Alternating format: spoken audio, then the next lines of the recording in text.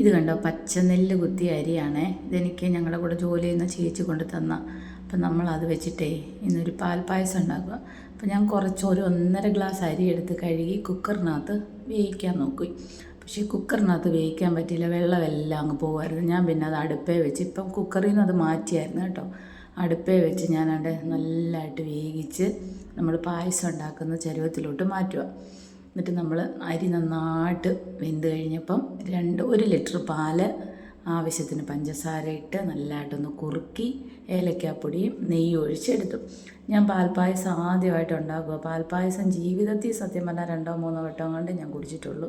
പക്ഷേ നല്ല ടേസ്റ്റ് ഉണ്ടായിരുന്നേ. അരി നല്ലതായിട്ട് വെന്ത് നല്ല സോഫ്റ്റായി നല്ല ടേസ്റ്റ് ഉണ്ടായിരുന്നു. അപ്പം നന്നായിട്ട് എല്ലാവർക്കും ഇഷ്ടപ്പെട്ടു. ഇനി കുറച്ച് അരിയും കൂടി ഇരിപ്പുണ്ട്. അപ്പം ഞാനത് ഓർത്ത് ഈ പൊങ്കാല ഉണ്ടാക്കത്തില്ലേ, അതുപോലെ ശർക്കര ഇട്ട് പായസം ഉണ്ടാക്കാമെന്ന്. ആ വീഡിയോ ഞാൻ നിങ്ങളെ കാണിക്കുന്നതായിരിക്കും. നിങ്ങൾക്ക് കാണണ്ടെന്ന് പറഞ്ഞാലും ഞാൻ കാണിക്കുന്നതായിരിക്കും. അപ്പം നമ്മുടെ പാൽപ്പായസം റെഡിയായി, നല്ല കുറുകി നല്ല ടേസ്റ്റ് ഉണ്ടായിരുന്നേ. ഞാൻ അണ്ടിപ്പരിപ്പ് മുന്തിരിയൊന്നും ആരും ഇടത്തില്ലല്ലോ, ഞാനും ഇട്ടില്ല. അപ്പോൾ സൂപ്പർ പായസം റെഡി.